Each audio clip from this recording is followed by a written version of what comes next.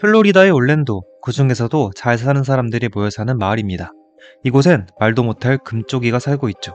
15살의 그레고리 라모스입니다. 이 소년의 학교 생활만 본다면 정말 평범하고 조용한 소년 같지만 집 안에서는 그렇지 않았습니다. 부모님과 성적 문제로 자주 다투었다고 합니다. 아버지인 다니엘에겐 큰 소리 한 번 못 내지만 바쁜 아버지 다니엘이 출장이라도 가는 날엔 어머니인 게일에게 주먹질과 발길질을 일삼았습니다. 그야말로 집안의 폭군이었죠. 하지만 어머니인 게일은 이런 사실을 남편인 다니엘에게 전혀 알리지 않았습니다. 어머니는 노력하고 있었죠. 아들인 그레고리가 마음을 열고 공부에 매진하길 바란 것입니다. 하지만 그레고리는 오은영 선생님도 혀를 내두를 둘도 없는 금쪽이었습니다.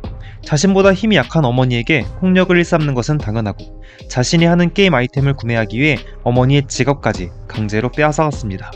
물론 아버지에겐 찍소리 한 번 못 내는 내성적인 아들이었죠. 이런 금쪽 같은 그레고리, 자신이 무시하고 만만하다 생각한 어머니의 신변에 문제가 생긴다면 이런 아들은 어떤 반응을 보일까요? 그래도 어머니라고 걱정할까요? 아니면 잘 되었다 생각할까요? 이런 궁금증이 생길 찰나 그레고리 어머니인 게일에게 정말 끔찍한 일이 발생합니다. 911, where's your emergency? I just got home, and my house is completely trashed. It looks like someone broke in the side door. Okay. How long have you been gone? I've been gone all school day. I Okay. got home. Are you there by yourself? Yeah. How old are you? I'm How old are you? 15. Okay. I searched the entire place. I've been here for like 8 minutes. I've been looking. Okay. I can't find her. Okay, I want you to stay on the phone with me. We are not going to disconnect until I have an officer that is with you, okay? Okay. 은쪽 같은 그레고리에게 정말 엄청난 일이 일어난 것 같네요. 2018년 11월 1일 저녁 경찰서에 접수된 신고 전화입니다. 그레고리는 학교를 마치고 친구들과 신나게 놀다 왔는데 집안이 난장판이 되었으며 어머니가 사라졌다는 신고 전화였습니다. 경찰들은 금방 출동했죠. 상황만 본다면 누군가 집에 침입했으며 어머니인 게일을 납치한 것처럼 보였습니다. 그리고 이런 일이 일어난 당일 하필이면 아버지인 다니엘이 먼 지역으로 출장을 간 상태였죠. 경찰들의 바디캠을 살펴보면 그레고리는 상당히 두려워 보였습니다. 아무리 어머니를 무시하고 때리던 아들이라도 그레고리는 어렸습니다. 2003년생인 소녀는 경찰들에게 울먹이며 상황을 전달했습니다. 과연 그레고리와 어머니인 게일에게 어떤 끔찍한 일이 일어난 것일까요?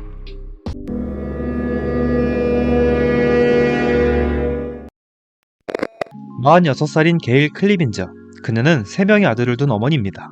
영상 초반에 등장한 15살의 그레고리 라모스 또한 게일의 아들이었죠. 그녀는 플로리다에 위치한 올랜도에서 살고 있었습니다. 상당히 부유한 집안이었죠. 그녀는 1972년 7월 4일 아주 호화스러운 가정에서 태어났습니다. 엄격한 교육을 지향하는 부모님 아래 6형제 중 한 명이었죠. 게일은 손재주가 아주 좋았다고 합니다. 일명 절대 색감을 가지고 있었죠. 눈으로 본 색깔을 물감들을 섞어 한 번에 만들어내는 훌륭한 능력을 가지고 있었습니다. 그녀는 당연하게도 고등학교 시절까지 미술을 공부했습니다.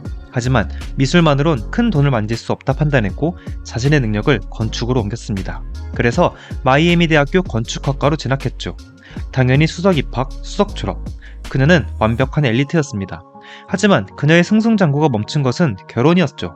게일은 부모님이 맺어준 또 다른 엘리트 집안과 결혼했지만 행복하지 못했습니다. 게일과 결혼한 남편은 폭력적이었습니다. 이상한 결벽증을 갖고 있던 남편은 틈만 나면 게일에게 폭력적인 모습을 보였죠. 이런 폭력적인 남편과 살면서도 게일은 꾹 참았다고 합니다. 왜냐면 이들 사이에 태어난 아들 그레고리 라모스를 위해서였죠.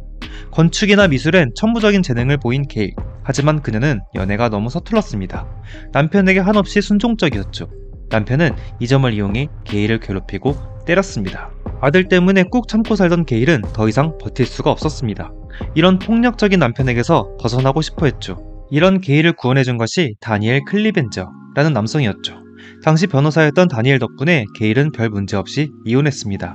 그리고 둘은 재혼하였죠. 그리고 그녀가 항상 원하던 가정을 꾸릴 수 있었습니다.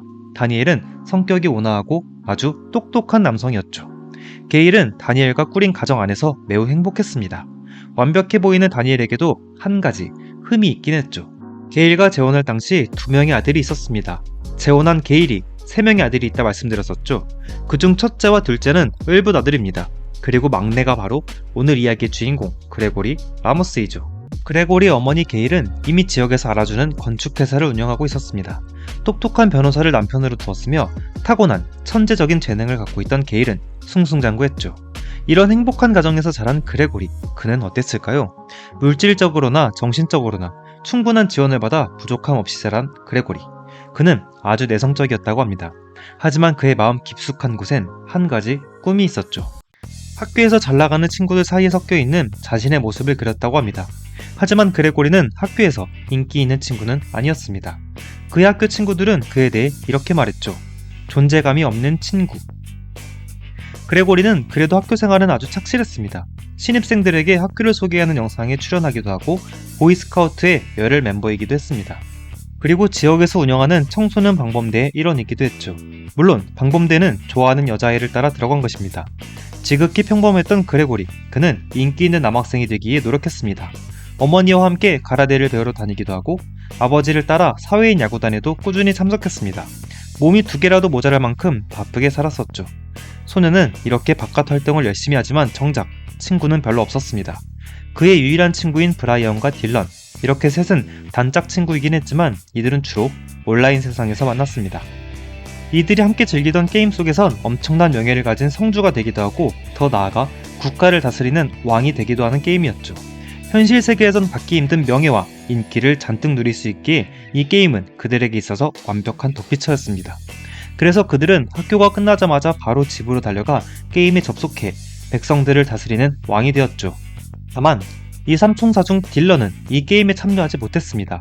왜냐면 집안 형편도 좋지 않았으며 이런 고사양 게임을 구동시킬 컴퓨터가 없었기 때문이죠. 그래서 게임을 플레이하는 두 친구를 구경하고 친구가 게임 속 할 일을 다 하고 나면 그제서야 컴퓨터를 빌려 플레이하는 가슴 아픈 친구였습니다. 실제로 그들의 휴대폰 속을 살펴보면 친구의 이름이 아닌 누구누구 성주, 누구누구 왕 이런 식으로 저장되어 있었습니다. 이들은 이 게임에 정말 진심이었습니다. 하지만 그레고리가 게임 속에서 직위가 높아질 때마다 게임에 몰두하는 시간이 더 많아졌고 어머니인 게일과의 마찰은 더욱 심해졌습니다. 특히나 학교에서 시험을 보고 성적표가 나올 때면 모자의 마찰은 극에 달했다고 합니다. 2018년 10월 말 모자는 다시 한번 언성이 높아지기 시작합니다. 왜냐면 그레고리가 학교에서 치른 시험 중 생물 과목이 거의 빵점에 가까운 수준이었기 때문이죠. 이날은 이웃에서 만리로 왔을 정도로 모자의 싸움은 심각했다고 합니다. 그레고리가 자신의 어머니에게 폭력을 휘두른 뒤 다음 날인 2018년 11월 1일 그레고리의 신고 전화가 있었던 날입니다. 당시 출장 중이던 아버지 다니엘이 아들을 보살펴주지 못하는 상황이었습니다. 그래서 경찰들은 우선 소년을 경찰서로 데리고 갔죠. 최초 신고자이기도 하기 때문에 그레고리는 꼭 필요했습니다. 그리고 소년을 돌봐줄 사람이 곧 도착하게 되죠. 그는 켄이라는 남성이었습니다. 그레고리가 속한 청소년 방범대의 책임자였죠. 켄은 소년을 돌봐주다가 조금 이상한 낌새를 느꼈다고 합니다. 그레고리 얼굴에 멍이 들어 있었고 필요 이상으로 정신이 망가진 것처럼 보였죠. 소년을 달래주던 켄은 제발 아니길 하는 마음으로 경찰에게 이 정보를 전달하게 됩니다. 수사관들은 그레고리를 조사실로 불러 몇 가지 질문을 하기 시작합니다. 얼굴의 멍은 어떻게 된 거니? 학교에서 싸웠어요. 누구랑 싸웠는지 말해줄 수 있겠니? 이름은 잘 모르겠어요. 경찰들의 질문이 이어지자 그레고리의 태도는 조금씩 달라지기 시작했습니다. 팔짱을 끼고 온몸을 베베 꼬듯이 움직이기 시작했습니다. 그레고리의 제스처들은 전형적인 자기 방어 자세이며 아주 불리하고 불편한 상황 같았습니다. 당시 소년을 살펴보던 프로파일러는 이를 놓칠 리 없었죠. 그레고리, 학교에 전화해서 누구랑 싸웠는지 알아봐도 될까? 소년의 답변은 일관적이었습니다. 이름은 몰라요. 실제로 경찰들은 발빠르게 학교에 전화해 알아봤습니다.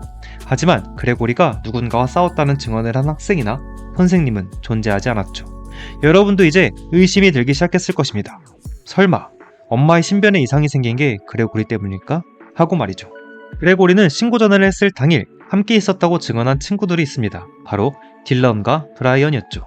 게임 속에서 함께 전장을 뛰어다니던 친구들이었습니다. 경찰들은 바로 딜런과 브라이언을 경찰서로 소환했습니다. 그리고 그들의 집도 수색하였죠. 조사를 받기 위해 달려온 딜런과 브라이언 둘의 증언은 일치했습니다.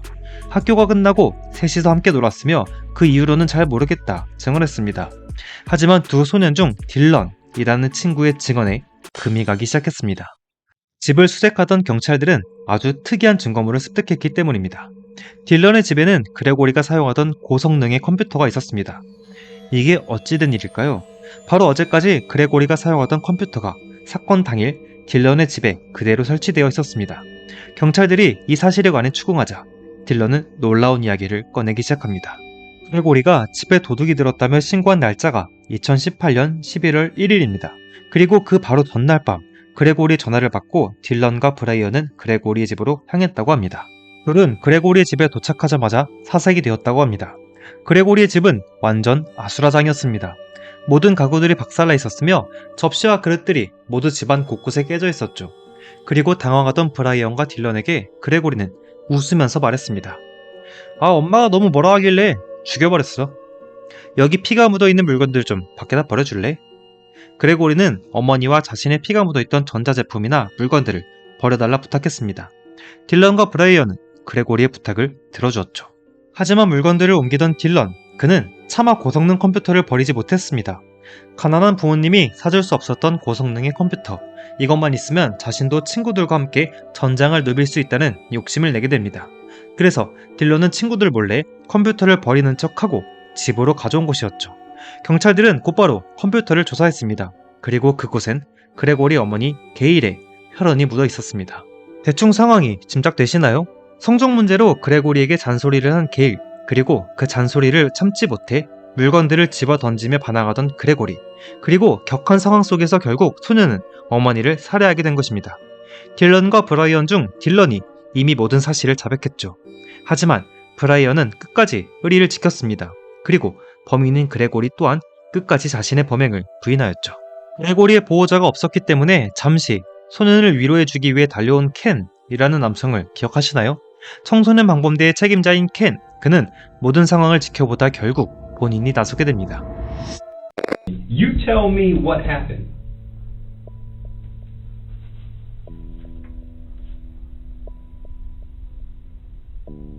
I already told you what happened. Tell me you didn't kill your mother. I didn't. Who killed your mother? I have zero clue. Who took the shit out of your house? Well, you just told me. Apparently it's my friends. And when did they think they did that? I have zero fucking clue. Do you honestly believe the things that are coming out of your mouth? Yeah?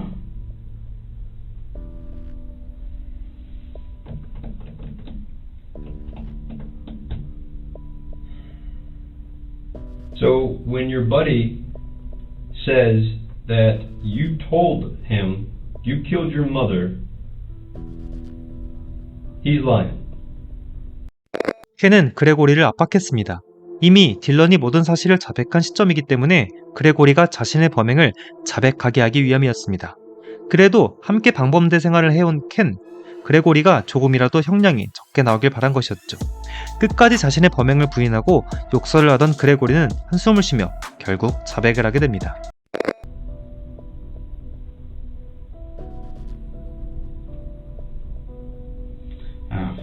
Whatever. Alright, I'll tell you what happened. Alright, so I got home, I got in an argument with my mom, she slapped me across the face, she began to hit me, she started beating me, I didn't like it, so I strangled her to death. Alright? I put her in a wheelbarrow, I put her in my car, I took the car, I had a mental breakdown where I almost committed suicide 3 times, I drove around Daytona, I dropped the wheelbarrow in some random ass location, and I drove back to the church, I began to dig a hole. I dig a hole right under the fucking fire pit. I dug a pretty deep hole, pretty deep, deep enough to fit a body in, alright?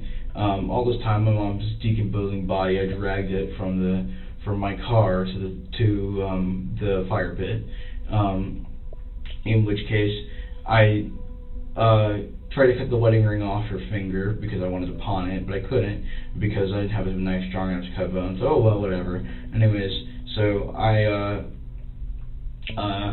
dug that hole, threw her body in there, filled it back in, made it look all nice and natural, dumped my clothes, and then I went home and I car to ride to school with my friends. And yeah. And yeah. What about the part that you staged a crime scene? Oh yeah, I forgot about that part. Oh, so in the middle of the night I realized that, hey, my mom just up and disappears. That's not gonna make any sense. So I decided to make it look like a botched robbery. So I just went to my house and I just threw shit everywhere. Which looked pretty convincing. And yeah. 그레고리의 자백은 정말 끔찍했죠. 어머니를 살해한 것도 모자라 손가락을 자르려 시도했습니다. 어머니의 반지를 팔기 위해서였죠. 그리고 그 이유 또한 게임 아이템을 구매하기 위해서라 자백했습니다. 그리고 충격적인 일은 이게 끝이 아니었죠. 물건들을 내다버리기 위해 사용된 브라이언의 트럭, 그 트럭 블랙박스엔 아주 기괴한 음성이 녹음되어 있었습니다. 그들은 이런 상황에도 불구하고 차 안에서 재생되는 노래를 따라 부르기도 하며 만약 경찰에 발각된다면 얼마나 수감될지 농담하며 웃고 있었습니다. 그리고 아무렇지 않은 척 전화기를 들어 신고한 것입니다. 그레고리의 신고를 받고 경찰들이 출동했을 때 그레고리의 표정은 아주 놀라웠습니다. 집에 도둑이 들었고 어머니가 사라진 것에 대해 슬퍼하고 두려워하던 10대의 얼굴을 완벽하게 연기했습니다. 그래서 당시 신고를 받고 출동한 경찰들은 한순간도 의심하지 않았다고 합니다. 당연하죠. 설마 이런 공황 상태에 빠진 아들 그레고리가 범인일 가능성이 없다 생각했겠죠. 어머니의 차의 시동도 일부러 걸어놓고 집안의 상태도 정말 강도가 든 것처럼 교묘하게 꾸며두었습니다. 911, where's your emergency? I just got home, and my house is completely trashed. It looks like someone broke in the side door. Okay. How long have you been gone? I've been gone all school day. I Okay. got home. Are you there by yourself? Yeah. How old are you? I'm How old are you? 15. Okay. And my mom's car is here and it's on, and she's not home, and she was supposed to go to work today, and I can't Okay, find her. your She's mom out is of the house. okay. Your mom's car is there. Is there any other way she ever gets to work? Does she ever get a ride from anyone else? It's on. The car is on. It's turned The car is on, and you're sure she is not there. I searched the entire place. I've been here for like 8 minutes. I've been looking. Okay. I can't find her. Okay, I want you to stay on the phone with me. We are not going to disconnect until I have an officer that is with you, okay? Okay. Okay, did you see anyone leave the house? No. Okay. Stay on the phone with me. I'm making a couple of notes. Are you safe where you're at?